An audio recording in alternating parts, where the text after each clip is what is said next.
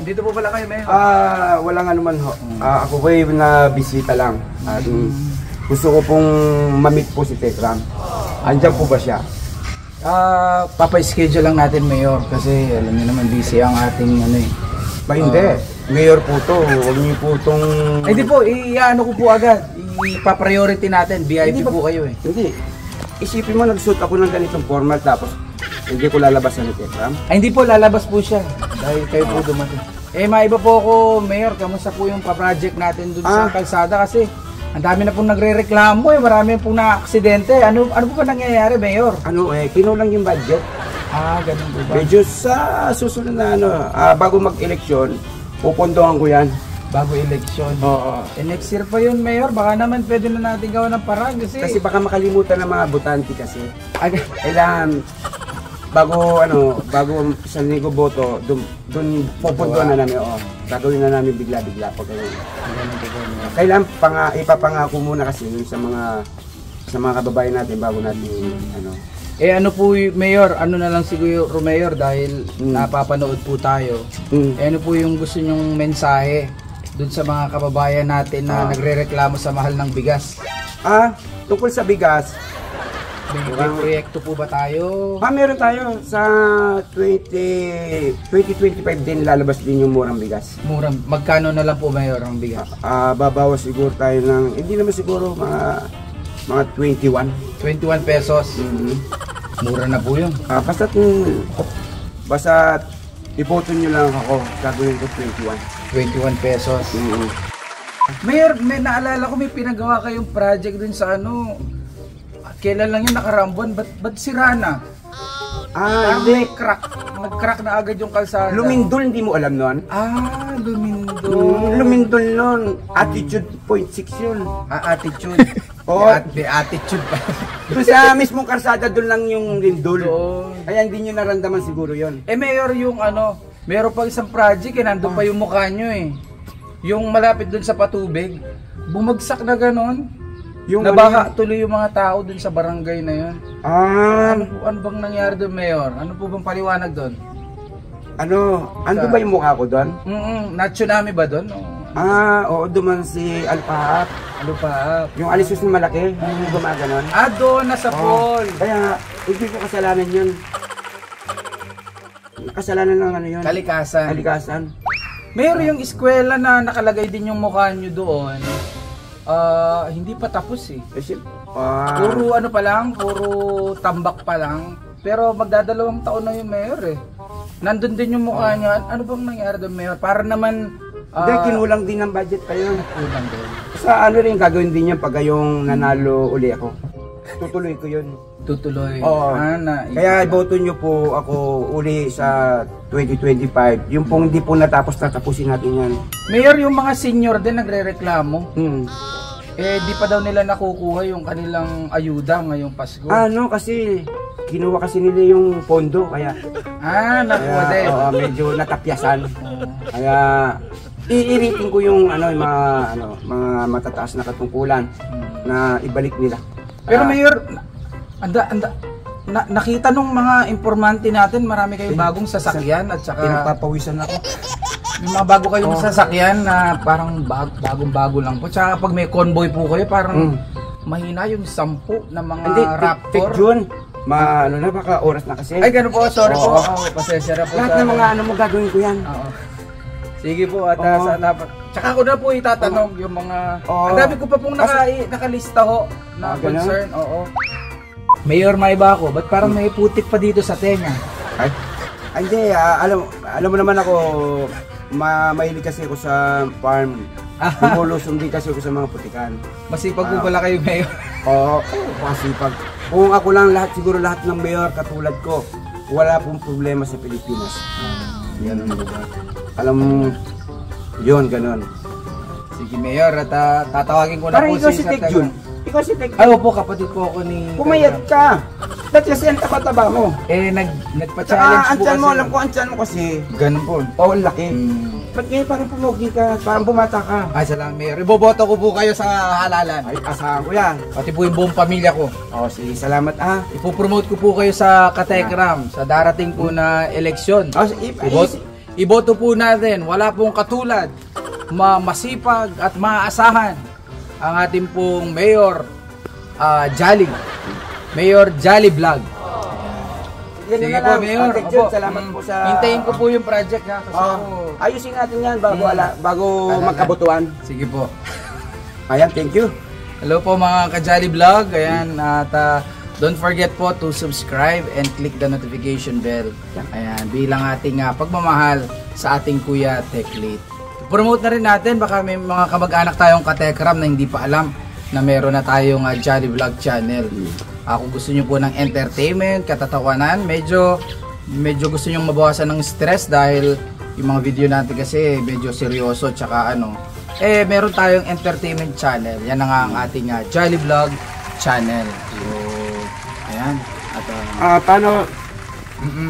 Alam mo, tama-tama yung pagpunta ko. Na-plug mo pa yung aking, yung pag-mayor ko. siyempre mayor naman. Alam mo, gagawin ko lahat ang isang barangay ko. Uunlad at aasenso. Oo, sige. Ipapangako ko yan. Ayun. At saka hindi na ako tatagal kasi mamimit ko si President, ex-President, si Duterte. Si Duterte. Ay, Kasi na lang po ako sa kanya. may plano kami eh. Magaganda mga plano namin. Abangan po namin yan. Ang susunod Hindi po. ko naman mahirap na magsalita. Kaya Mayor, kailangan po. Mayor. Salamat. Gusto ko lang, dugtong lang din sa vlog na to. Mamili po tayo ng iboboto natin. Alam natin na makaagawa sa Pilipinas. Tama. Lahat ng mga pangako na yan, huwag niyo po yan never. Pag nangako. Wag po tayong boboto na magpapaproject lang kapag maghahalalan. Ay, sorry po. Basta iboto po natin. Mayor Jolly. Mukhang tinamaan niya tayo picture. Ay, hindi naman, di ba marami naman po kayo project? Nalilate lang yung paggawa ng Naipit yung project. Naipit lang. Ayan, Ayan, magandang umaga po sa mga ka-Jolly. Andi po tayo sa bahay po ng Promised. Ay, bahay po ni Tekram. Kaya kay nanay, punta po tayo din kasi mag-iinanap ng kasal. Tama ba? Mag-aanak po siya ng kasal. Ay, magandang umaga po mga ka-Jolly. Salamat naman po sa pag-subscribe ninyo kay Teklits. Ito mag-aanak nga po siya ng kasal. Ang balak niya, a-attend na lang, hindi na magbibihis ng Mamamalansya kita ako nung ni tatay. Ayoko kasi nang bumili na ng siyempre mahal din. I-content ko na rin to para makita naman nila kung paano magdala ng professional na mga damit. At saka yun. Ano ba yung nasa isip ko kanina? Maniligo na muna pala ako, mga ka-Jolly. Ikaw yun na yung bala sa mga follower ko, ha? Dinagdagan ko na rin yung ko. Pinalansya ko kasi yung pasimba ni tatay.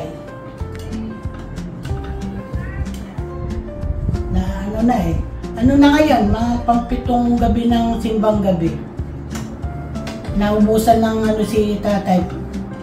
Dadagdagan ko na yung paplansyahin. Sipin mo makakapaganak pala ako ng kasal. Medyas. First time ko po mga ka-Jolly atin po ng kasal. Paano di ka atin ninong ka? Hindi nga, dati kasi pisang buho ko hindi ko rin napag-atin Kaya lang nasari ako kasi nasa Japan ako nun. First time mo magninong. First time ko mag-aatin ng ninong ngayon. So excited ako. So excited ako sa mga nanonood kung okay ba? Pit ni ka-Jolly. Mga ka-Jolly. Ano, susutin ko na kagad to? Susutin mo para maano mo kung kasya.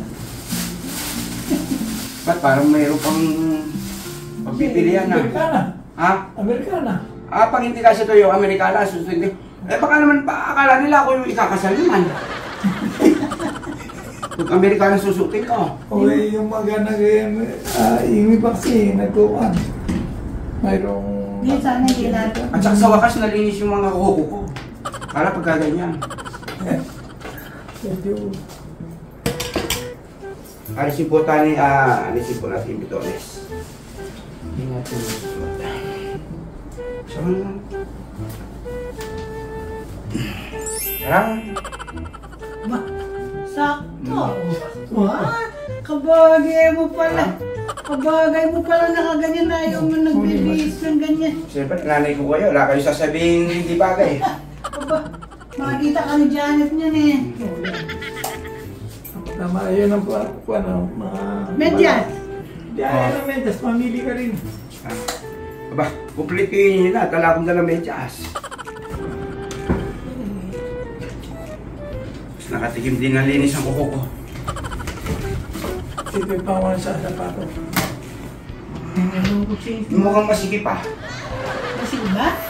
Oo. Yung sapat, yung medyas skin, ano mo. Depende na rin. Wala pagpipilian eh. Si titisin ko na to. Oo. Hindi naman makukuha niya. Pagka nasa na yung mamaya, makukuha niya. Yung ginagamit ni Dave? Oo. Siguradong pupogi ito. Ginagamit pala ni Dave. Yung gagamitin ko yung kay Dave. Siyempre.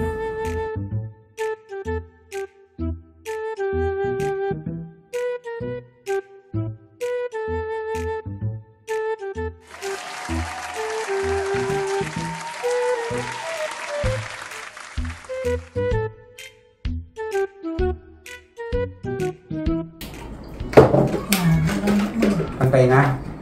Napantay ko nga. Mulagat daw. Nasundot yung mata ko. Mulagat ko, tsaka Natakpan yung maitim eh. Malaya ka, puti-puti mo ngayon ah. Baka hindi kaya yung parang naalala ko yung pinapasok sa ano. Ano pinapasok saan? Yung ganito na yung suit nila eh. Kaya yung minimikapan ba? Bigla akong ninirvis na takot nun.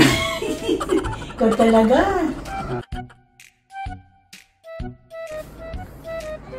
Kung sino magsasabing nag-aampalaya ka na. Baka naman ang kapal-kapal niyan. Hindi. Panyo, meron. Panyo. Mga ganun kapal na po niyan. Hindi ko nakikita po mga kajali kung ano yung ginawa ni nanay. Hindi, okay. Okay lang? Okay lang. Oh? Buka kitang panyo. Sandali. Ay, kapogi mo ngayon na. Ngayon, Alam mo hindi ikaw si Teklito yata. anong bago ako ah. O, kiss mo na. Siyempre, mayroon bang nanay sasabihin pangit ng anak? Ingat sa pag-drive. Ikaw na lang mag-drive niyan. Pupunta din ako mamaya doon.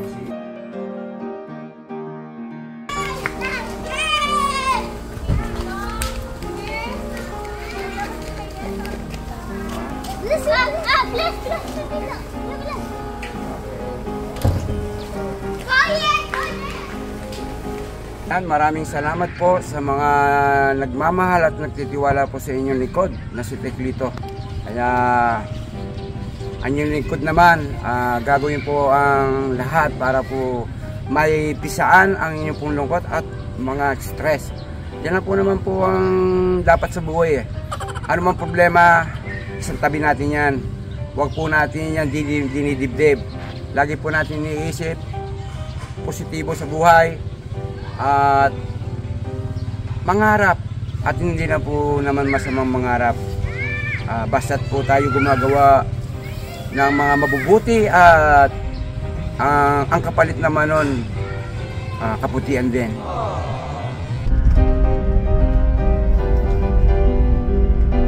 Hey Alex, magay ka sa mga kajali. Jolly Vlog. Jolly Vlog. Kumusta po kayo? Channel ni Teklito. Hindi kaya na-update. Paano ka magkakakamatis niyan tsaka ang palaya? Hindi kasi ako mahawak ng ano na cellphone niya. Kaya ano, Wala kang nasira yung kamatis. cellphone ko. Kaya, Wala kang ang palaya. Oo. So, pagkakaroon tayo niyan.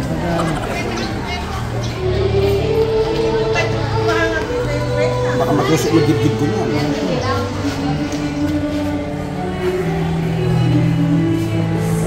Aray ko!